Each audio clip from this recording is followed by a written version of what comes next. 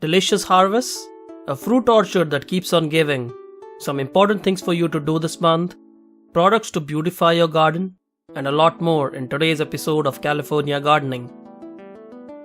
We'll start with the garden tour, we'll look at what's growing in the California garden, we'll look at the harvests we made this month, and some things for you to do, and finally we'll look at some gardening products. So let's begin with the garden tour, starting with the raised beds. We have these green onions that are growing, and they've been growing for a while now. Right next to the green onions are the regular sized onions that are growing, and we added some more onion sets to that. Right next to that we see a lot of brassicas growing. These are the cabbages and cauliflower, and as you can see here they've been protected by a net, and I'll shortly get to why we did that. Next to that we have the hyacinth beans, which are still growing, and I am actually surprised they're growing that long, but I'll let them grow as they're growing well. Right next to that we started some potatoes using some seed potatoes, and hopefully they'll grow very soon. And now let's move on to the adjacent beds. In the adjacent bed we do have the Malabar spinach that's growing very well on the trellis, and right next to that we have some garlic seedlings that you can see. And we planted a lot of onions on this bed. A lot of sets, as you can see here. These onion sets are both red and white.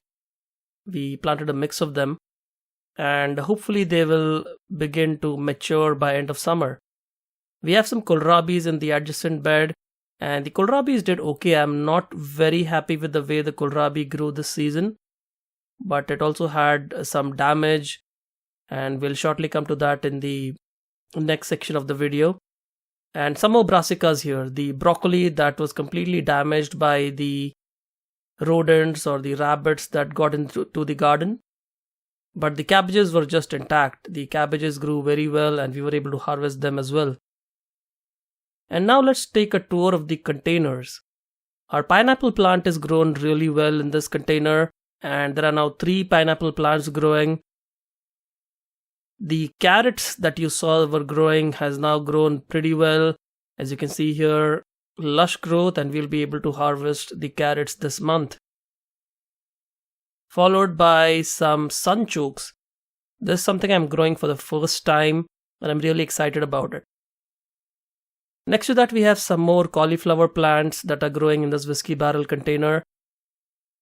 And right next to that we have the ivy gourd plant, which has now become yellow and brown due to the extreme cold weather we've had here.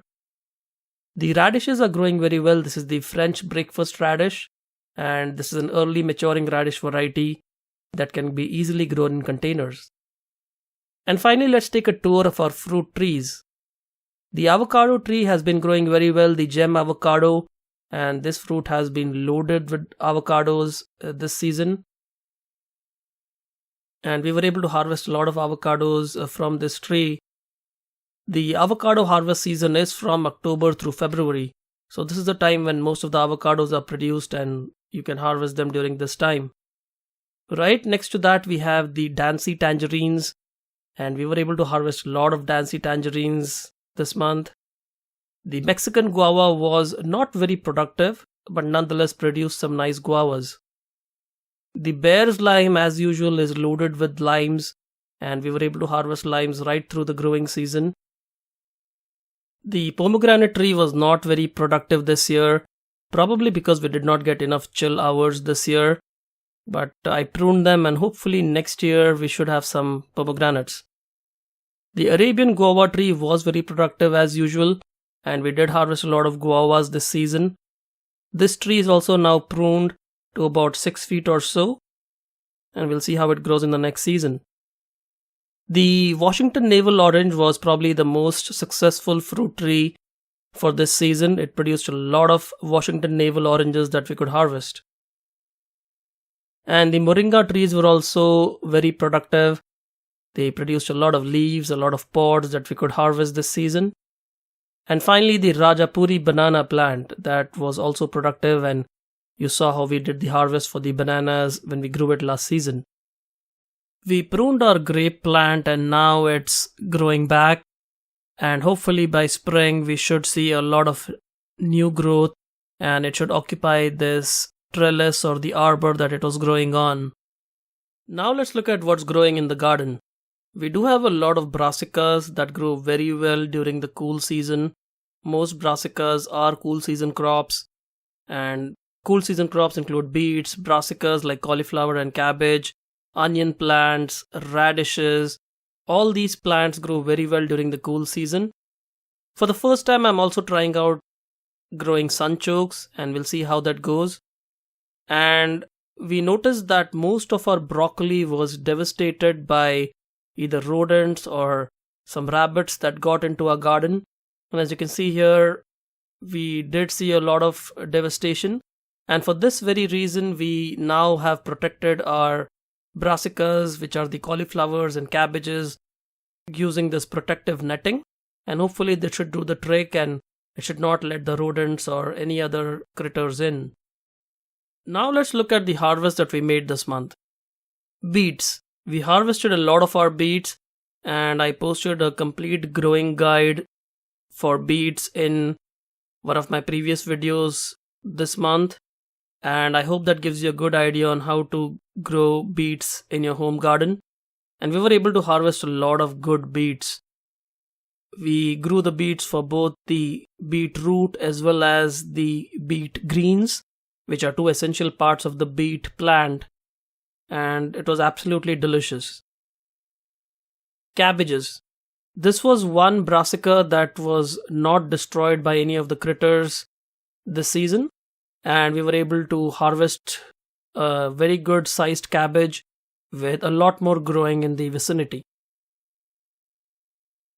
Cauliflower. This was another vegetable that we were able to harvest from our container, the whiskey barrel that we were growing the cauliflower in. And if you looked at the container tour from my previous month's videos, you would have seen the progress of growing this cauliflower. And this grew very well. Very nice looking cauliflower head. And as you can see here, absolutely no insects or diseases on this cauliflower. And it's a great looking cauliflower that's not only fresh but absolutely delicious. Fenugreek greens. Now I don't usually grow a lot of fenugreek, but since I had some space in my raised bed next to the hyacinth beans, we grew fenugreek greens, and we were able to harvest about a couple of bunches. And you can eat this fenugreek green either raw or stir fried or mixed in with some spices. It has a lot of health benefits and a good herb to grow in your garden because it's just so easy to grow. And now you can see here that the fenugreek greens, they look absolutely fresh, absolutely delicious. And now let's move on to harvesting our guava. Our Mexican guava plant was not very productive this year, but we were able to harvest a few guavas from this plant. The kohlrabis that were growing in the whiskey barrel container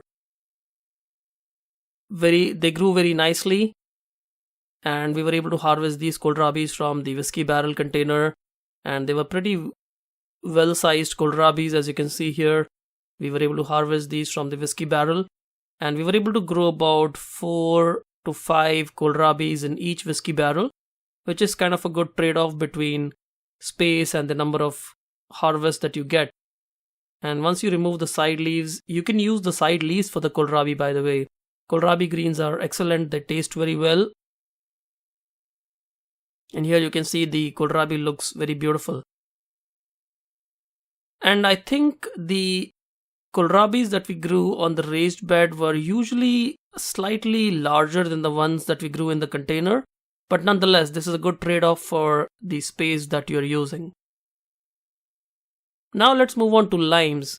The Persian lime or the bear's lime is a dwarf tree that produces a lot of limes. And as you can see here, we were able to harvest a lot of limes from this tree. The Washington navel oranges were a heavy producer this season. And as you can see here, we are harvesting the oranges, beautiful looking oranges. And we were able to harvest a lot of oranges from our Washington navel orange tree. The fruits are absolutely delicious. They are seedless fruits and they taste just amazing. And this is one benefit of growing dwarf fruit trees. They grow to about 6 to 10 feet and they grow like a bush. So you're able to harvest a lot of fruits from dwarf trees while saving on space. And as you can see here, beautiful looking oranges. They were absolutely delicious. And as the tree grows, you can see that it's producing a lot more oranges. Now let's look at radish. We grew a lot of radish varieties. This is the French breakfast radish variety, one of the fastest growing radish varieties, which can mature within a month. And this was something that we planted along the side of our raised bed using hardly any space. And as you can see here, they are beautiful looking radishes and they are very mild radishes and they grow very quickly.